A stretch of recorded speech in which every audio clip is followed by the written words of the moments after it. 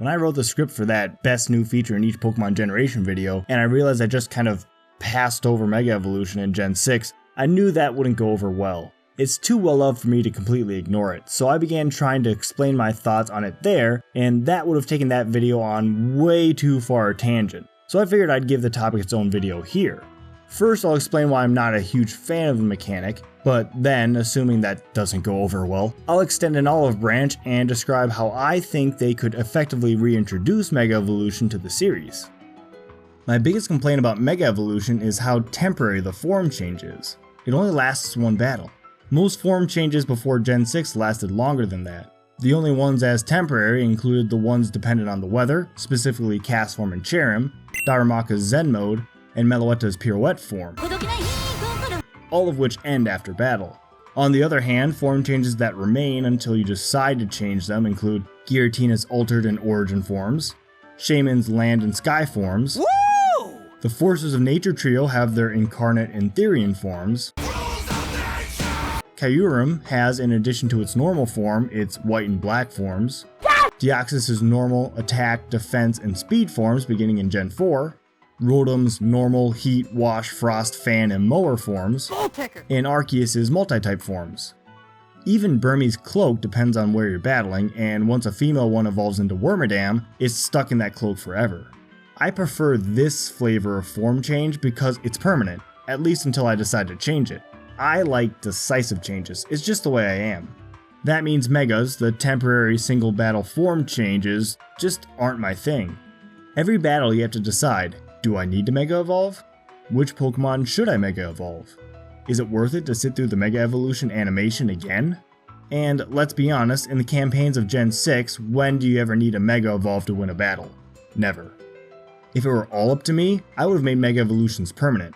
Yeah, I know it'd be super unbalanced, and I know it'd introduce 4th stage evolutions, I just don't care. It's better than having the mechanic just show up in Gen 6, hang around for Gen 7, and then just get yanked from the series forevermore. Another grievance I have is the selection of Pokemon that receive Megas. Of all fully evolved Pokemon, only 48 can Mega Evolve. Many of those 48 needed no boosts or buffs to be viable, like Alakazam, Gengar, and Mewtwo. And some barely improved or got worse, like Blaziken, Aggron, and Garchomp. On the flip side, some Pokemon absolutely needed the boost and are now worthless without it, like Beedrill, Houndoom, and Mawile just to name a few, and that can be due to stat buffs, a new ability, or both. So I struggle to understand how they chose to fill their 48 selections, considering most of these Pokemon don't need Megas. I can understand fan favorites like the Kanto starters, Mewtwo, and Lucario, and I get the Hoenn starters, Sharpedo and Camerupt, and the Weather Trio to coincide with the release of Oras. But why pick Tyranitar, Salamence, Metagross, Garchomp, and Nerf's Speed, Alakazam, Gengar, Gyarados, and Scizor, just to name a few off the top of my head? Here are just a few Pokemon from my personal favorites that would have loved to get a Mega. Primeape, Amistar, Breloom, Weavile, Scolipede, Galvantula, and Braviary.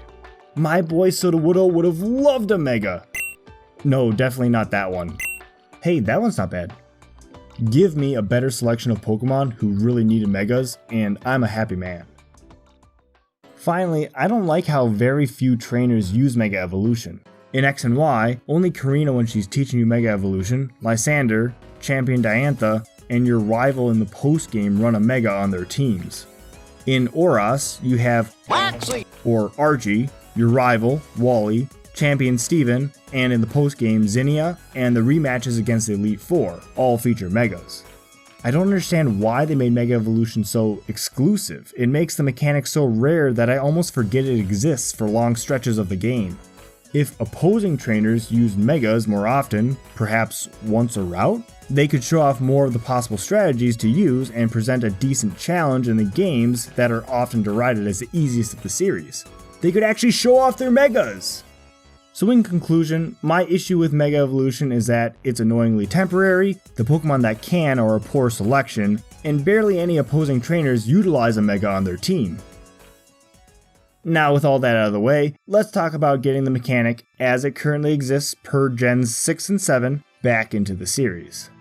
In order to reintroduce Mega Evolution, it would have to be optional, as in activated through a side quest. It felt weird when it was baked into the story in Gen 6, and now that story has been told, it can be relegated to side content for the player to choose to unlock. And that way, people who don't want to get into Mega Evolution don't have to, like that Piers guy in Galar refusing to Dynamax. That was literally me. I refused to Dynamax, and it was weird that the game never acknowledged that. At the same time, I hated how exclusive Mega Evolution was, where only special trainers could do it. I'd love to have random trainers bust out a Mega. What a great challenge. And then, if you've chosen not to activate Mega Evolution, after the battle, they'd mention that they think you could reach the next level if you did it, reminding you that you have the option to do the side quest. And I think it's fine for Mega Evolution to coexist with whatever generational gimmick they have going. It worked alongside Z moves, and probably would have been fine next to Dynamaxing and Terastalizing. Although I do think at least opposing trainers should be limited to one gimmick, to simplify battles and avoid questions like, what if he Mega Evolves and then Terastalizes? That seems a bit too much. So what does this side quest entail? Well, first of all, there's a little setup involved. On every route, I'd place at least 2 trainers that can Mega Evolve. However, they cannot be faced until you've reached the point in the game where the side quest becomes available. Otherwise, the early Megas would destroy your young team. Like X and Y, I'd probably set the quest after the 3rd gym, and like that game's Tower of Mastery, I think setting up some sort of Mega Monastery on a route adjacent to the gym city would work well. Upon leaving the 3rd gym, a monk from the monastery would appear and explain that he thinks your power could be augmented by Mega Evolution, and to visit the monastery to learn more. Before leaving, he gives you some sort of passport. Choosing to follow the side quest leads you into the monastery, where a master explains that on every route there is at least 1 trainer who trained at the monastery and can Mega Evolve. To obtain the ability yourself, you must seek out 3 of these trainers and defeat them, and they can be from old routes or new ones. When you defeat one of these trainers, they will stamp your passport, and with 3 stamps you are to return to the monastery.